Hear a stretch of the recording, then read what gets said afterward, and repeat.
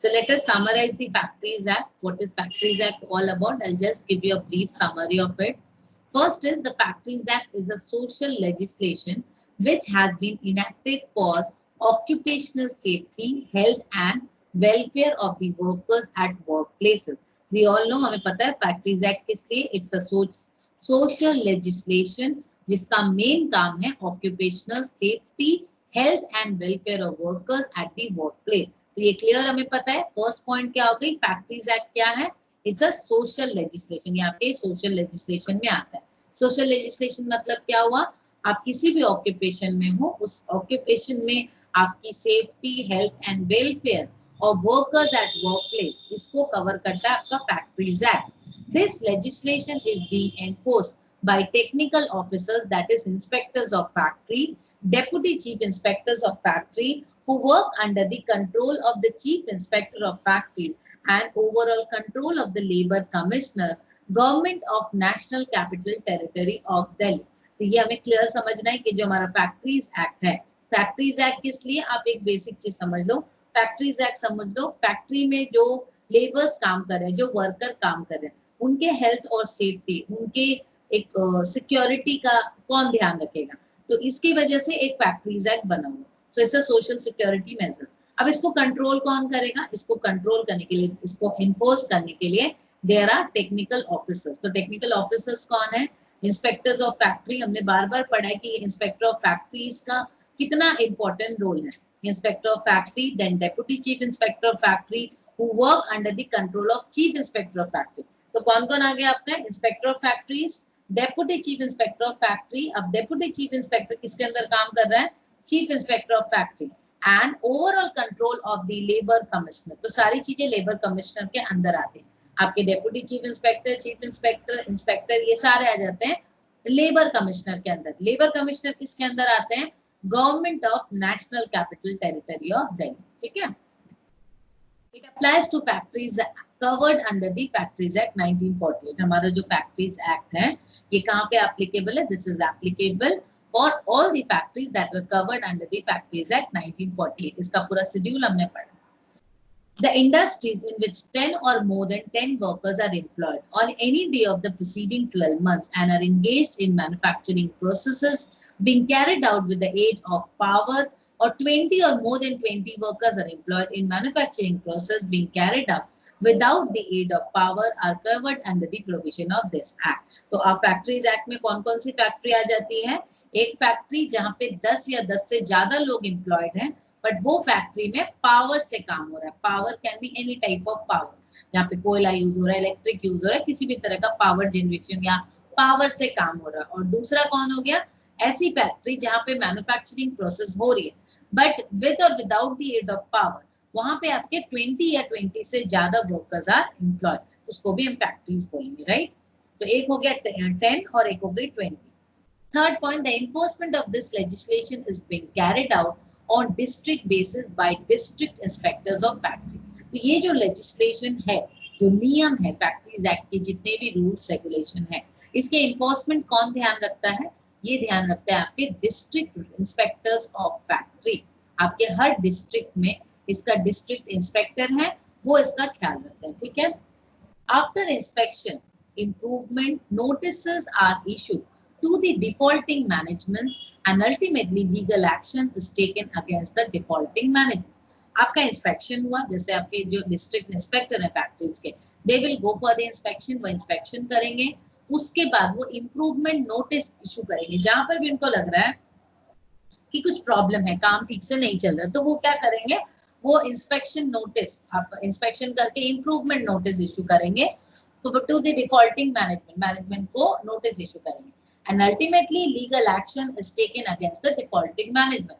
अगर लग रहा है कि मैनेजमेंट डिफॉल्ट कर रही है, तो वहां पे जो भी लीगल एक्शन लेना है, दे विल टेक दैट. तो यहाँ पर आपके इंस्पेक्टर का, जो मैंने पहले ही बताया, तो यहाँ पर डिस्ट्रिक्ट इंस्पेक्टर से स्टार्ट होता है. डिस्ट्रिक्ट पे स्टेट, फिर आप तो जाओगे ना नेशनल लेवल पे. इसके बाद आ गया inspector of factories file challans against the defaulter in the courts of metropolitan magistrate. ये क्या होगा? इंस्पेक्टर ऑफ जो फैक्ट्रीज रहेंगे, वो क्या करेंगे? आपने देखा डिफॉल्टिंग है, डिफॉल्ट होगा तो वो चलान देंगे आपको अगेंस्ट डिफॉल्टर. कहाँ देंगे? In the court of metropolitan magistrate.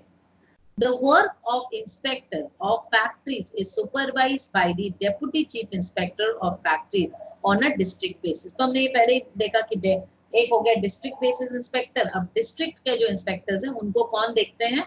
Deputy chief inspector of factories on a district basis. This act provides for a maximum punishment up to 2 years or a fine of up to 1 lakh or more. ये आपके maximum punishment जो देती है factories act में, that is 2 years punishment or a fine of 1 lakh और दोनों भी हो सकता है.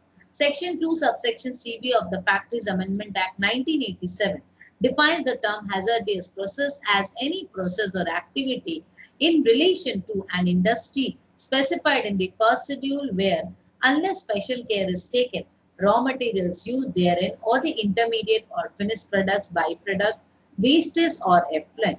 सिंपल सी बात है, ये हम लोग अभी तक पढ़ते हुए आ रहे हैं. hazardous process, any process जहाँ पर आप देख रहे हो कि स्पेशल केयर लेने की जरूरत है, इधर from starting from raw material, intermediate और फिनिश प्रोडक्ट, हर जगह पर ही आपको स्पेशल केयर लेने की जरूरत है, right.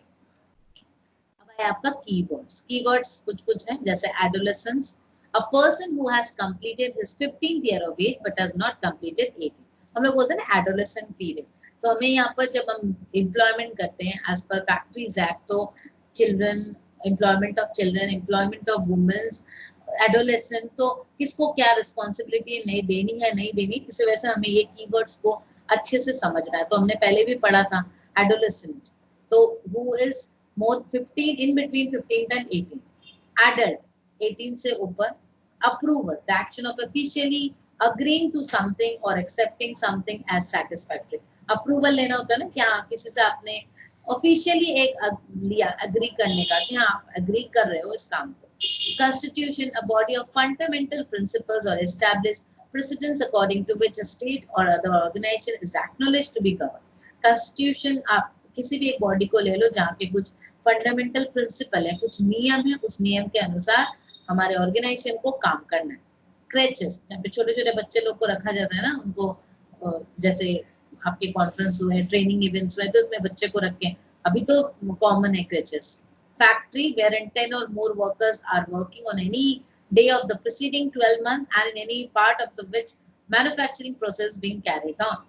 Licensing, licensing is the process of leasing a legally protected, that is a trademark or copyrighted entity, a name, likeness, logo, trademark, graphic design, slogan, picture, etc.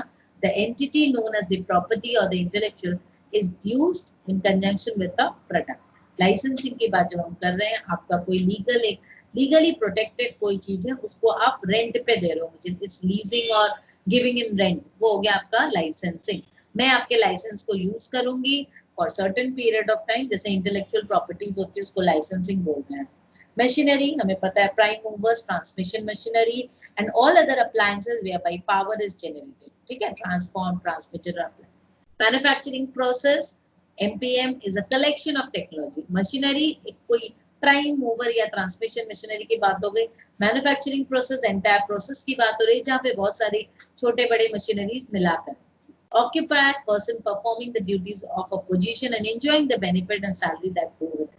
Occupy कर रहे हैं, उस जगह को occupy कर रहे हैं, उसको बोल रहे हैं occupier. Overtime, in addition to what is normal specified. Safety is a term that is used to state or condition of being protected. Welfare, availability of resources and presence of condition required for reasonably comfortable health and secure condition, right? ये कुछ questions हैं which you should try, ठीक है.